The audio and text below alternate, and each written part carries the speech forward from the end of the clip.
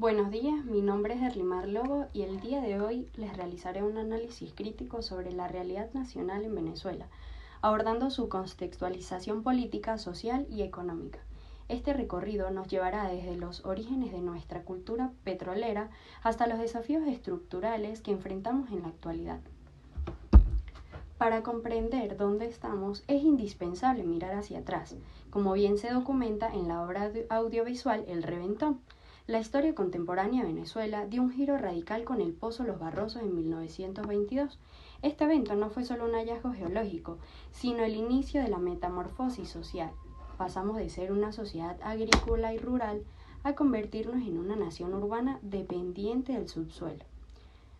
Aquí nace el concepto del Estado rentista, un modelo donde el Estado no vive de sus ciudadanos, sino de la distribución de la renta petrolera. Esta dinámica creó una ilusión de riqueza que durante décadas postergó la necesidad de construir economía diversificada y sólida. Entrando en materia técnica sobre el eje petrolero, surge la pregunta obligatoria: ¿es técnica y financieramente viable rescatar nuestra industria petrolera principal? Según expertos, como el ingeniero Humberto Calderón Berti, la respuesta es afirmativa, pero bajo condiciones estrictas. Calderón Berti sostiene que la industria ha sufrido un proceso de desmantelamiento operativo y pérdida de capital humano sin precedentes. Se estima que se requieren inversiones superiores a 100.000 millones de dólares para recuperar los niveles de producción que teníamos hace 2 décadas. El análisis crítico aquí es claro. El Estado venezolano carece de ese capital, por lo cual la viabilidad del rescate depende de una apertura real al capital privado y de la creación de un marco jurídico que genere confianza internacional. No se trata solo de bombear crudo, sino de reconstruir refinerías y sistemas eléctricos que hoy están en estado crítico. Esta realidad nos obliga a hablar de la diversificación económica frente a un mundo que avanza aceleradamente hacia la transición energética y el uso de energías renovables. Venezuela se encuentra en una encrucijada. No podemos seguir apostando el futuro del país a un solo recurso. La pertenencia a explorar nuevas fuentes de ingresos, como la agroindustria, el turismo y la economía del conocimiento, es hoy una cuestión de supervivencia nacional. El rentismo ha agotado su ciclo y el reto actual es convertir lo que queda de la renta petrolera en una base productiva que no dependa de la volatilidad de los precios del barril. En el ámbito de la geopolítica es necesario analizar el impacto de las políticas de la administración Trump y el fenómeno de la presidencia encargada. Durante este periodo, Venezuela fue objeto de una política de presión máxima que incluyó sanciones financieras, comerciales severas. Estas medidas limitaron la capacidad de PDVSA para transar en mercados internacionales y dificultaron la importancia de diluyentes y repuestos esenciales. Sin embargo, en un análisis objetivo, debemos reconocer que las sanciones encontraron una industria ya debilitada por años por falta de inversión y desprofesionalización. Las acciones actuaron como un catalizador que aceleró el desplome de una estructura que ya presentaba fallas en su gestión desde hace bastantes años. Finalmente, esta cadena de eventos económicos y políticos desembocaron en una crisis humana sin precedentes: la crisis de los salarios y los servicios públicos. Los datos de la encuesta INCOBI, realizada por la Universidad Católica de Andrés Bello, son contundentes al mostrar la pobreza de los ingresos a la gran mayoría de los hogares venezolanos. Es una realidad también que nos acompaña actualmente. El modelo de gestión centralizado ha demostrado ser incapaz de mantener la calidad de la salud y la educación. La crisis presupuestaria en estos sectores no es solo consecuencia de la falta de divisas, sino una gestión que no priorizó el mantenimiento de la red hospitalaria ni la dignificación de la labor docente. Cuando hablamos de la dignificación de la labor docente, no nos referimos únicamente a una mejora salarial, sino al rescate del respeto institucional por quienes forman el futuro del país. Hoy el salario en Venezuela ha dejado de cumplir su función de sustento.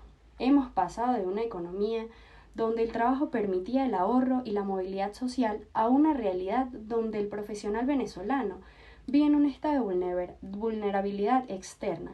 Esta pulverización del poder adquisitivo ha provocado una fuga de talentos masiva que compromete seriamente el relevo generacional. Estamos perdiendo a nuestros maestros, médicos e ingenieros, lo que significa que el capital más valioso de la nación, su gente, está siendo exportado por la necesidad. Si profundizamos la crisis presupuestaria de salud y educación, debemos cuestionar el modelo de gestión.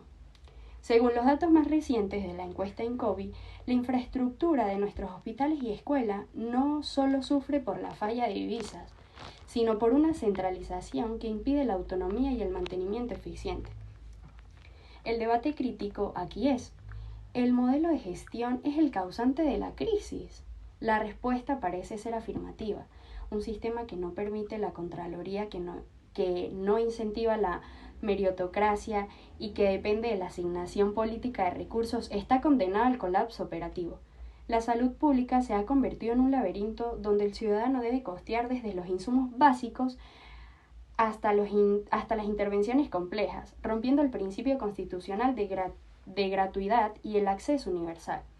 En cuanto a la educación, la deserción no es solo estudiantil, sino también docente. La falta de un presupuesto real ha convertido a las aulas en espacios de resistencia, donde se educa con mística, pero sin herramientas tecnológicas ni condiciones dignas.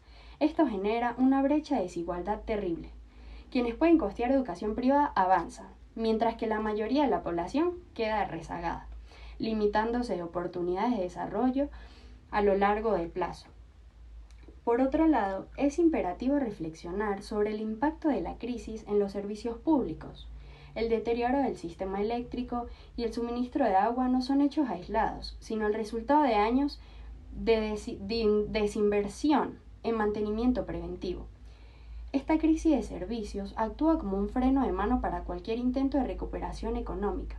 No puede haber industria petrolera fuerte ni una empresa privada competitiva si no contamos con energía estable y servicios básicos eficientes. El costo de esta ineficiencia lo paga el ciudadano con su calidad de vida y las empresas con su productividad. Para concluir, la realidad nacional nos muestra con dureza que Venezuela requiere mucho más que un simple cambio de cifras macroeconómicas o una subida temporal en los precios del petróleo. Lo que el país exige a gritos es un cambio de modelo profundo, el rescate de la industria petrolera, aunque es vital, no debe ser el fin último de nuestra política económica. Por el contrario, el petróleo debe ser visto como el combustible financiero para dar el gran salto hacia la diversificación. Necesitamos pasar de una cultura de extracción a una cultura de producción El nuevo modelo debe priorizar la reconstrucción de las instituciones, la garantía de la propiedad privada y sobre todo la inversión en el capital humano. El éxito de la Venezuela del futuro no se medirá por cuántos barriles de crudo exportemos, sino por la calidad de nuestros hospitales, la excelencia de nuestras universidades y la capacidad de nuestros ciudadanos de vivir dignamente en su esfuerzo y con su trabajo.